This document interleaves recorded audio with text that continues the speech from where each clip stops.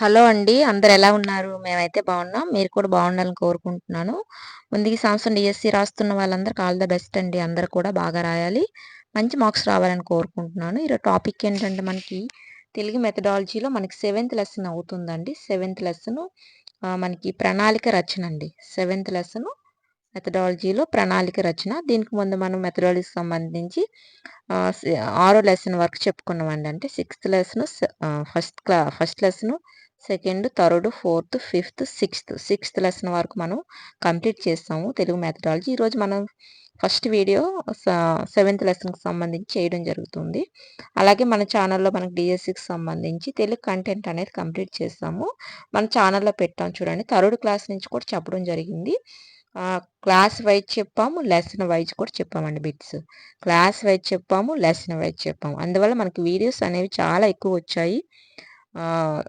అన్నీ కూడా కవర్ చేయడం జరిగింది. అందువల్ల వీడియోస్ అనేవి మనకు చాలా ఎక్కువగా వచ్చాయండి. ఒకసారి చెక్ చేయండి మన ఛానల్లో.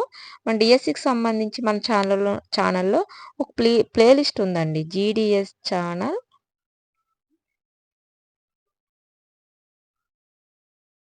డిఎస్సి బిట్స్ అండి.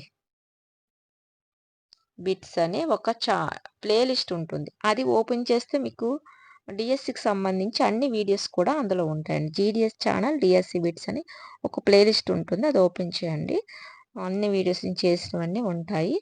అలాగే కొన్ని వీడియోస్ నేను డిస్క్రిప్షన్లో పెడతాను. ఒకసారి చెక్ చేసుకోండి. చాలా ఇంపార్టెంట్ బిట్స్ అని నేను డైలీ వీడియోస్ పెడుతున్నాను మన ఛానల్లో. సబ్స్క్రైబ్ చేసుకోండి. సబ్స్క్రైబ్ చేసుకుంటే మీకు వెంటనే నోటిఫికేషన్ రావడం జరుగుతుంది. చదవడానికి కూడా మీకు వీలుగా ఉంటుందండి. అందుకని సబ్స్క్రైబ్ చేసుకోండి. చదివినవన్నీ ఒక నోట్బుక్లో రాసుకోండి. రివిజన్కి చాలా యూజ్ అవుతుంది. లైక్ చేయండి. లైక్ చేస్తే సపోర్ట్ చేసినట్టు ఉంటుంది. ఆ వీడియో మాత్రం స్కిప్ చేయకుండా మొత్తం చూడండి. చాలా ఇంపార్టెంట్ బిట్స్. స్కిప్ చేస్తే అర్థం కాదండి. మెథడాలజీది కాబట్టి స్కిప్ చేయకుండా మొత్తం చూడండి. ఓకే అండి. ఇప్పుడు మనం టాపిక్లోకి వెళ్దాము. లైక్ చేయండి. ఓకే అండి. స్కిప్ చేయొద్దు వీడియోని. చూడండి మనకి ఫస్ట్ సెవెంత్ లెసన్ ఏంటంటే ప్రణాళిక రచన. దీనికి సంబంధించి మనం ఈరోజు స్టార్ట్ చేద్దాము. బిట్స్ అనేవి ఫస్ట్ వీడియో చేద్దాము. చూడండి, ఉపాధ్యాయుడు విద్యా సంవత్సరం ప్రారంభంలోనే విద్యార్థుల స్థాయిని గుర్తించి వారిలో మార్పు తేవడానికి ఏర్పరచుకున్న లక్ష్యాలను సాధించడానికి అవసరమయ్యేది ప్రణాళిక. చూడండి, ఉపాధ్యాయుడు విద్యా సంవత్సరం ప్రారంభంలోనే విద్యార్థుల స్థాయిని గుర్తించి వారిలో మార్పు తేవడానికి ఏర్పరచుకున్న లక్ష్యాలను సాధించడానికి అవసరమయ్యేది ప్రణాళిక అండి.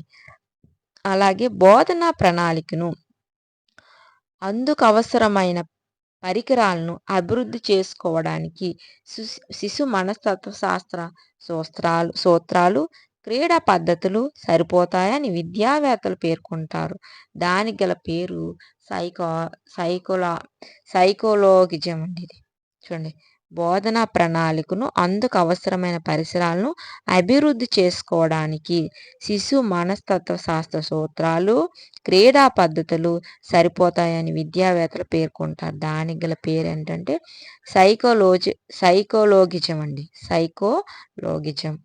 చూడండి, యునెస్కో విడుదల చేసిన ప్రపంచ భాష అట్లాస్ ప్రకారం ప్రస్తుతం ఎన్ని భాషలు అంతరించిపోయే స్థితిలో ఉన్నాయని అన్నారు. మనకి ఇందులో 196 భాషలండి. 196 భాషలు అంతరించిపోయాయండి. దేని ప్రకారం? యునెస్కో అనే ఒక సంస్థ అంటే విడుదల చేసిన మనకి అట్లాస్ ప్రకారం ప్రస్తుతం మనకి 196 భాషలు అంతరించిపోయాయండి. నెక్స్ట్ అంతరించే స్థితిలో ఉన్నాయి 196. అలాగే తెలుగు భాషా దినోత్సవం ఎప్పుడు జరుపుకుంటాం? ఆగస్టు 29న మనకి తెలుగు భాషా దినోత్సవం జరుపుకుంటాము. అలా గిడుగు రామ్మూర్తి పంతులు జన్మదినం ఎప్పుడంటే ఆగస్టు 29. చూడండి, రెండు కూడా తెలుగు భాషా దినోత్సవం ఆగస్టు 29. అలా గిడుగు రామ్మూర్తి పంతులు గారి జన్మదినం కూడా ఆగస్టు 29. అలాగే అంతర్జాతీయ మాతృభాషా దినోత్సవం ఎప్పుడంటే ఫిబ్రవరి 21. తెలుగు భాషా దినోత్సవం అంటే ఆగస్టు 29 అండి. అంతర్జాతీయ మాతృభాష దినోత్సవం ఎప్పుడంటే ఫిబ్రవరి 21. అలాగే అంతర్జాతీయ సంగీత దినోత్సవం ఎప్పుడు? అంతర్జాతీయ సంగీత దినోత్సవం ఎప్పుడంటే అక్టోబర్ 1 అండి. దినోత్సవాల గురించి ఖచ్చితంగా మనకు బిట్స్ అనేవి అడుగుతారు. అంతర్జాతీయ సంగీత దినోత్సవం ఎప్పుడంటే అక్టోబర్ 1వ తేదీనండి. అలాగే అంతర్జాతీయ అక్షరాస్యత దినోత్సవం ఎప్పుడంటే సెప్టెంబర్ 8. అంతర్జాతీయ అక్షరాస్యత దినోత్సవం ఎప్పుడంటే సెప్టెంబర్ 8. మరొకసారి చూడండి. తెలుగు భాషా దినోత్సవం ఆగస్టు 29. గిడుగు రామ్మూర్తి పంతులు గారి జన్మదినం ఆగస్టు 29. అంతర్జాతీయ మాతృభాష దినోత్సవం ఫిబ్రవరి 21. అంతర్జాతీయ సంగీత దినోత్సవం అక్టోబర్ 1. అంతర్జాతీయ అక్షరాస్యత దినోత్సవం ఎప్పుడంటే సెప్టెంబరు 28. నెక్స్ట్, సంస్థాగత ప్రణాళికలో భాగంగా సహపాఠ్య కార్యక్రమాల్లో నిర్వహించుకోవలసిన దినోత్సవాలు ఇవన్నీ మనకి అంటే సంస్థాగత ప్రణాళికలో భాగంగా సహపాఠ్య కార్యక్రమాలు అంటే సంస్థాగత ప్రణాళిక అంటే మనకి టెక్స్ట్ బుక్కి సంబంధించి ప్రణాళికలో భాగంగా సహపాఠ్య కార్యక్రమాలు నిర్వహించే కోవలసినవి దినోత్సవాల గురించి మనం సహపాఠ్య కార్యక్రమాలు నిర్వహించుకోవాలండి. అలాగే మార్చి 8 ఏంటంటే అంతర్జాతీయ మహిళా దినోత్సవం. మార్చి 8 మనకి అంతర్జాతీయ మహిళా దినోత్సవం అవుతుంది. అలాగే మార్చి 15 ప్రపంచ వినియోగదారుల దినోత్సవం అవుతుంది. మార్చి 15 ప్రపంచ వినియోగదారుల దినోత్సవం. మార్చి 8 అంతర్జాతీయ మహిళా దినోత్సవం. మార్చి 8 అంతర్జాతీయ మహిళా దినోత్సవం. మార్చి 15 ప్రపంచ వినియోగదారుల దినోత్సవం. మార్చి 29 అంతర్జాతీయ నాటక దినోత్సవం. ఇవన్నీ చాలా ఇంపార్టెంట్ అండి. దినోత్సవాల గురించి ఖచ్చితంగా బిట్స్ అనేవి మనకి వస్తుంటాయి. మార్చి 29 అంతర్జాతీయ నాటక దినోత్సవం. ఏప్రిల్ 16 తెలుగు నాటక రంగ దినోత్సవం. కందుకూరి వీరేశలింగం పంతులు గారి జన్మదినం సందర్భంగా తెలుగు నాటకరంగ దినోత్సవం అనేది జరుపుకుంటారు ఏప్రిల్ 16. అలాగే సెప్టెంబర్ 5 జాతీయ ఉపాధ్యాయ దినోత్సవం. సెప్టెంబర్ 5వ తేదీన జాతీయ ఉపాధ్యాయ దినోత్సవం, టీచర్స్ డే. అలాగే సెప్టెంబర్ 8 అంతర్జాతీయ అక్షరాస్యత దినోత్సవం. సెప్టెంబర్ 8 అంతర్జాతీయ అక్షరాస్యత దినోత్సవం. అలాగే అక్టోబర్ 5 ప్రపంచ ఉపాధ్యాయ దినోత్సవం. సెప్టెంబర్ 5 జాతీయ ఉపాధ్యాయ దినోత్సవం. అక్టోబర్ 5 మనకి ప్రపంచ ఉపాధ్యాయ దినోత్సవం. అలాగే నవంబర్ 14 బాలల దినోత్సవం. చూడండి మరొకసారి. మార్చి 8 మనకి అంతర్జాతీయ మహిళా దినోత్సవం. మార్చి 15 మనకి ప్రపంచ వినియోగదారుల దినోత్సవం. మార్చి 29 అంతర్జాతీయ నాటక దినోత్సవం. ఏప్రిల్ 16 తెలుగు నాటక రంగ దినోత్సవం. అంటే కందుకూరి వీరేశలింగం పంతులు గారి జన్మదినంగా మనకి తెలుగు నాటక రంగం అనేది జరుపుకుంటాం. అలాగే సెప్టెంబర్ 5 ఉపాధ్యాయ దినోత్సవం. సెప్టెంబర్ 8 అంతర్జాతీయ అక్షరాస్యత దినోత్సవం. అక్టోబర్ 5 ప్రపంచ ఉపాధ్యాయ దినోత్సవం. నవంబర్ 14 మనకి బాలల దినోత్సవం. ఇవన్నీ కూడా మన స్కూల్లో చేస్తూ ఉంటాము. నెక్స్ట్, విద్యార్థుల సంపూర్ణ మూర్తిమత్వాన్ని అభివృద్ధి చేసేదే మనకి విద్యా ప్రణాళిక. విద్యార్థుల సంపూర్ణ మూర్తిమత్వాన్ని అభివృద్ధి చేసేదే మనకి విద్యా ప్రణాళిక. ఈనాటి పిల్లలకు అవసరమైన జ్ఞానాన్ని అందించడానికి, దాన్ని సైద్ధాంతీకరించడానికి భూమికి ఏర్పడేదే విషయ ప్రణాళిక. విషయ ప్రణాళిక. ఈనాటి పిల్లలకు అవసరమైన జ్ఞానాన్ని అందించడానికి అన్ని సైద్ధాంతీకరించడానికి భూమిక ఏర్పరిచేది మనకి విషయ ప్రణాళిక. అలాగే విద్యారంగంలో ఏ జాబితాలో పొందపరచబడింది అంటున్నారు. విద్యారంగం అనేది మనకి ఏ జాబితాలో పొందుపరచబడింది అడుగుతున్నారు. మనకి ఇది ఉమ్మడి జాబితాలండి. ఉమ్మడి జాబితాలో విద్యారంగం అనేది పొందుపరచబడింది. నెక్స్ట్, ఎలా అయితే శరీర రక్షణ ద్వారా శరీరం దృఢపడుతుందో, శిక్షణ ద్వారా బుద్ధి పదునెక్కుతుందో, ఆత్మవిశ్వాసం కూడా దానికి తగ్గ అభ్యాసనాన్ని ఇవ్వడం ద్వారానే సాధ్యమవుతుంది అని అన్నది ఎవరంటే మహాత్మా గాంధీ. ఇక్కడ చూడండి మరి. ఎలా అయితే శరీరం రక్షణ ద్వారా శరీరం దృఢపడుతుందో, శిక్షణ ద్వారా బుద్ధి పదునెక్కుతుందో, ఆత్మ వికాసం కూడా దానికి తగ్గ అభ్యాసాన్ని ఇవ్వడం ద్వారానే సాధ్యమవుతుంది అన్నది ఎవరంటే మనకి మహాత్మా గాంధీ గారు. అలాగే విషయ ప్రణాళికను అనుసరించి విద్యా సంవత్సరంలో పాఠశాల ఉపాధ్యాయులు తమ విషయాలలో ప్రతి తరగతికి పాఠ్యాంశ బోధన అమలు చేసే పథకం మనకి ఇక్కడ వార్షిక ప్రణాళిక అవుతుంది. చూడండి, విషయ ప్రణాళికను అనుసరించి విద్యా సంవత్సరంలో పాఠశాల ఉపాధ్యాయులు తమ విషయాలలో ప్రతి తరగతికి పాఠ్యాంశ బోధన అమలు చేసే పథకం వార్షిక ప్రణాళిక. నెక్స్ట్ మన గొప్ప గొప్ప పాఠశాలలకు ఉండే గొప్ప లోపం ఏమిటంటే అవి పరిసర సమాజాన్ని జ్ఞానార్జన వరుసకు ఉపయోగించడానికి ససేమేరా సిద్ధపడవు. ఇలా చేస్తే తమ చుట్టూ కంచె వేసుకున్న తమ సొంత ప్రపంచాన్ని నిర్మించుకునే ప్రయత్నానికి భంగం వాటిల్లుతుందని వాటి భయం అని ప్రొఫెసర్ కృష్ణకుమార్ అన్నారు. ఇవన్నీ కూడా మన గొప్ప గొప్ప పాఠశాలకు ఉండే గొప్ప లోపం ఏమిటంటే అవి పరిసర సమాజాన్ని జ్ఞానార్జన వనరుగా ఉపయోగించడానికి ససేమేర సిద్ధపడవు. ఇలా చేస్తే తమ చుట్టూ కంచె వేసుకున్న తమ సొంత ప్రపంచాన్ని నిర్మించుకునే ప్రయత్నానికి భంగం వాటిల్లుతుందని వాటి భయం అన్నది ప్రొఫెసర్ కృష్ణకుమార్. నెక్స్ట్ ఒక పీరియడ్లో ఒక రోజు బోధించే పాఠ్యాంశ భాగానికి ఉపాధ్యాయుడు తయారు చేసుకున్న ప్రణాళికను పాఠ్య పథక లేదా పాఠ్య ప్రణాళిక అంటాము. ఒక పీరియడ్లో ఒక రోజు బోధించే పాఠ్యాంశ భాగానికి ఉపాధ్యాయుడు తయారు చేసుకున్న ప్రణాళికను మనం పాఠ్య పథకం లేదా పాఠ్య ప్రణాళిక అంటాము. అలాగే సంస్థాగత ప్రణాళిక ద్వారా గ్రామస్తుడిగా, కార్యకర్తగా, వార్షిక ప్రణాళిక, విషయ ప్రణాళికల ద్వారా సమాజాన్ని మార్చే ఉత్ప్రేరకుడిగా, పాఠ్య ప్రణాళిక ద్వారా విద్యార్థులకే కాకుండా అందరికీ మిత్రుడిగా, సలహాదారుడిగా ఉండేది ఉపాధ్యాయుడు. చూడండి, సంస్థాగత ప్రణాళిక ద్వారా గ్రామస్తుడిగా, కార్యకర్తగా, వార్షిక ప్రణాళిక, విషయ ప్రణాళికల ద్వారా సమాజాన్ని మార్చే ఉత్ప్రేరకుడిగా, పాఠ్య ప్రణాళిక ద్వారా విద్యార్థులకే కాకుండా అందరికీ మిత్రుడిగా, సహాయదారుడిగా ఉండేవాడు ఉపాధ్యాయుడు. అలాగే వాచకాల వల్ల విద్యార్థులు శ్రవణం, భాషణం, పఠనం, లేఖనం అనే ప్రాథమిక భాషా నైపుణ్యాలు పెంపొందుతాయి. చూడండి, వాచకాల వల్ల విద్యార్థులు శ్రవణం, భాషణం, పఠనం, లేఖనం అనే ప్రాథమిక భాషా నైపుణ్యాలు అనేవి పెంపొందుతాయి. ఉన్నత పాఠశాల దశలో పాఠాలు ఎలా ఉండవచ్చు? సగం పాఠాలు వ్యవహారికం, సగం పాఠాలు గ్రాంధిక భాషలో ఉండవచ్చు అన్నమాట. ఉన్నత పాఠశాలలో పాఠాలు ఎలా ఉండవచ్చు అంటే సగం పాఠాలు వ్యవహారికంగాను, సగం పాఠాలు గ్రాంధిక భాషలోనూ ఉంటాయి. నెక్స్ట్ ప్రాథమిక దశలో శబ్ద మాధుర్యంలోని ఆనంద అనుభూతిని అందించడానికి గద్య పాఠాలతో పాటు బాల గేయాలు, శబ్ద మాధుర్యం, తొణికిసలాడే పద్యాలు కూడా పాఠాలుగా ఉండాలి.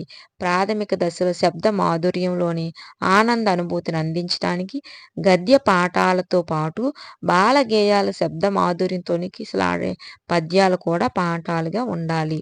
అలాగే మాధ్యమిక దశలో పద్య గద్య పాఠాలతో పాటు గేయాలు, లేఖలు, సంభాషణ పాఠాలకు స్థానం ఉండాలి. చూడండి, మాధ్యమిక దశలో పద్య గద్య పాఠాలతో పాటు గేయాలు, లేఖలు, సంభాషణ పాఠాలకు స్థానం ఉండాలి. అలాగే ఉన్నత దశలో చూడండి, ప్రాథమిక దశలో ఎలా ఉండాలి? శబ్ద మాధుర్యంలోని ఆనందానుభూతిని అందించడానికి గద్య పాఠాలతో పాటు బాలగేయాలు, శబ్ద మాధుర్యం, తొలగిసలాడే పద్యాలు కూడా పాఠాలుగా ఉండాలి. అలాగే మాధ్యమిక దశలో అంతే పద్య గద్య పాఠాలతో పాటు గేయాలు, లేఖలు, సంభాషణ పాఠాలకు స్థానం ఉండాలి. అలాగే ఉన్నత దశలో అయితే గద్య పద్య పాఠాలతో పాటు గేయాలు, సంభాషణ, వచన కవితలు, మినీ కవితలు, కథానికలు మొదలైన సాహిత్య ప్రక్రియలు స్థానం ఉండాలి. ఇది ఫస్ట్ ప్రాథమిక దశ, 2 మాధ్యమిక దశ, 3 ఉన్నత దశ. నెక్స్ట్ 6వ తరగతిలో ఒకార సంధి, సవర్ణ దీర్ఘ సంధి, గుణ సంధిని పరిచయం చేయాలి. 6వ తరగతిలో మనం ఒకార సంధిని, సవర్ణ దీర్ఘ సంధిని, గుణ సంధిని పరిచయం చేయాలన్నమాట. అలాగే ద్వితీయ భాషగా తెలుగును నేర్చుకునే వారికి పాఠ్యాంశాలు ఉండాల్సిన అంశాలు సాంస్కృతిక అంశాలు, సామాజిక అంశాలు. ద్వితీయ భాషగా తెలుగు నేర్చుకునే వారికి పాఠ్యాంశాల్లో ఉండవలసిన అంశాలు ఏంటంటే సాంస్కృతిక అంశాలు, సామాజిక అంశాలు. అలాగే ద్వితీయ భాషగా తెలుగును అభ్యసించే వారికి ఉపవాచకం ఈ తరగతిలో పరిచయం చేయాలంటే 8వ తరగతిలో మనం పరిచయం చేయాలి. ద్వితీయ భాషగా తెలుగును అభ్యసించే వారికి ఉపవాచకం మనం ఏ తరగతిలో పరిచయం చేయాలంటే మనం 8వ తరగతిలో ఉపవాచకాన్ని పరిచయం చేయాలి. నెక్స్ట్ ఉపవాచకంలోని భాష విద్యార్థులు చదువుతున్న తరగతి కంటే క్రింది తరగతి స్థాయిలో ఉండాలి. ఉపవాచకంలోని భాష విద్యార్థులు చదువుతున్న తరగతి కంటే క్రింది తరగతి స్థాయిలో ఉండాలి ఉపవాచకంలోని లాంగ్వేజ్ అనేది. అలాగే పాఠశాల గ్రంథాలయంలో విద్యార్థుల విస్తార పఠనానికి, వినోద పఠనానికి అనుకూలమైన పుస్తకాలు ఉండాలి. పాఠశాల గ్రంథాలయాల్లో విద్యార్థుల విస్తార పఠనానికి, వినోద పఠనానికి అనుకూలమైన పుస్తకాలనేవి ఉండాలి. అలాగే పుస్తకాలను సేకరించి, భద్రపరిచి అవసరమైన వారికి అందించే స్థలం ఏదంటే పుస్తక నిధి అండి. పుస్తకాలను సేకరించి, భద్రపరిచి అవసరమైన వారికి అందించే స్థలం పుస్తక నిధి అవుతుంది. అలాగే పాఠశాల పరిసర సమాజంలో అందుబాటులోని వనరులు, స్థానిక వనరులు, సామాజిక వనరు. పాఠశాల పరిసర సమాజంలో అందుబాటులోని వనరులు అంటే స్థానిక వనరులు లేదా సామాజిక వనరులు. అలాగే స్థానిక వనరులు ఏంటంటే భౌతిక, ఆర్థిక, మానవ వనరుల్ని 3 విధాలన్నమాట ఇవి. భౌతిక, ఆర్థిక, మానవ వనరులని 3 రకాలు ఉంటాయి స్థానిక వనరులనేవి. అలాగే విద్యార్థులు తమ వైయక్తిక భేదాలను అనుగుణంగా స్వాభావిక భాషా వ్యవహారాల నుంచి భాషను వినడానికి, వారి ఉచ్చారణను అనుకరించడానికి, వారి ప్రశ్నలకు సమాధానాలను నమోదు చేయడానికి తోడ్పడేదే భాషా ప్రయోగశాల.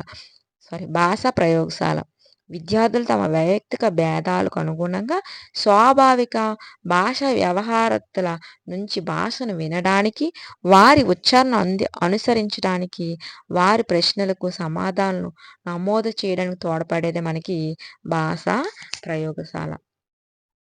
అలాగే భాషా ప్రయోగశాలలో ఉండే గదులు ఏంటంటే చూడండి, శ్రవణ అర, సలహాదారు అర, నియంత్రణ అర. ఇవి మనకి 3 ఉంటాయండి. భాషా ప్రయోగశాలలో ఉండే గదులు 3. 1 శ్రవణ అర, 2 సలహాదారు అర, 3వది నియంత్రణ అర. ఇవి కూడా మనకి భాషా ప్రయోగశాలలో ఉండే 3 గదులు. చాలా ఇంపార్టెంట్ అండి. అలాగే 20-30 మంది విద్యార్థులు కూర్చొని వినడానికి వీలుగా టెలిఫోన్, ఇయర్ ఫోన్, మీటలు, ఆడియో టేపులు ఉండే అర శ్రవణ అర. మనకి ఇక్కడ చూడండి 20-30 మంది విద్యార్థులు కూర్చొని వినడానికి వీలుగా టెలిఫోన్, ఇయర్ ఫోన్, మీటలు, ఆడియో టేపులు ఉండే అర మనకి శ్రవణ అర అవుతుంది. రికార్డింగ్తో పాటు అన్ని శ్రవణ అరలోని విద్యార్థులతో మాట్లాడడానికి సౌకర్యాలు ఉండే అర సలహాదారు అర అవుతుంది. చూడండి చాలా ఇంపార్టెంట్ బిట్స్ ఇవి. రికార్డింగ్తో పాటు అన్ని శ్రవణ అరలోని విద్యార్థులతో మాట్లాడడానికి సౌకర్యాలు ఉండే అర సలహాదారు అర. అలాగే అదనపు టేపులు, రికార్డులు మొదలైన సామాగ్రి అందుబాటులో ఉండే అర నియంత్రణ అర అవుతుంది. అదనపు టేపులు, రికార్డులు మొదలైన సామాగ్రి అందుబాటులో ఉండే అర నియంత్రణ అర. చూడండి మరొకసారి చెప్పుకుందాము. భాషా ప్రయోగశాలలో ఉండే గదులు 3 అండి. 1 శ్రవణ అర, సలహాదారు అర, నియంత్రణ అర. మనకి శ్రవణ అర ఏంటంటే 20-30 మంది విద్యార్థులు కూర్చొని వినడానికి వీలుగా టెలిఫోన్, ఇయర్ ఫోన్, మీటలు, ఆడియో టేపులు ఉండే అర శ్రవణ అర. అలాగే మనకి ఏంటంటే సలహాదారు అర ఏంటంటే రికార్డింగ్తో పాటు అన్ని శ్రవణ అరలోని విద్యార్థులతో మాట్లాడడానికి సౌకర్యాలు ఉండే అర మనకి సలహాదారు అర కింద వస్తుంది. అలాగే మన నియంత్రణ అర ఏంటంటే మనకి అదనపు టేపులు, రికార్డులు మొదలైన సామాగ్రి అందుబాటులో ఉంటే అది మనకు నియంత్రణ అర కింద వస్తుంది. అలాగే స్వీయ అభ్యాసన శక్తి, పునఃశోధన, గ్రంథాలయ వినియోగంతో కూడిన స్వయం అధ్యయనానికి వీలు కల్పించేది భాషా ప్రయోగశాల.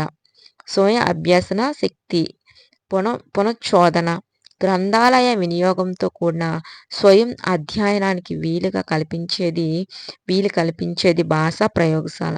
అలాగే పిల్లల పాటల్ని, కథల్ని రాసిన రచయిత ఎవరంటే చింతా దీక్షితులు. పిల్లల పాటల్ని, కథని రాసిన రచయిత ఎవరంటే చింతా దీక్షితులు. ఇదండి ఈ రోజుకు సంబంధించిన మనం బిట్స్ అనేవి. రేపు మనం దీని కంటిన్యూషన్ అనేది చెప్పుకుంటాము. అన్నీ ఒకరోజైతే కొంచెం మీకు ఇబ్బందిగా ఉంటుంది, టైం కూడా ఎక్కువ తీసుకుంటుంది. కాబట్టి నేను కూడా వీడియో చేయాలి, నాకు టైం సరిపోదు మెయిన్. అందువల్లే 20 నిమిషాల వీడియో మాత్రమే చేస్తున్నానండి, నాకు టైం సరిపోదు. అందువల్ల తక్కువగానే పెడుతున్నాను వీడియో అనేది. రేపు మనం దీని కంటిన్యూస్ అనేది చెప్పుకుందాం. 7th లెసన్‌కి సంబంధించి రెండో వీడియో అనేది మనం రేపు స్టార్ట్ చేసుకుందాము. వీడియో మాత్రం లైక్ చేయండి. ఓకే అండి. రేపు మళ్ళీ మరొక వీడియోతో కలుసుకుందాం. ఓకే అండి. బాయ్.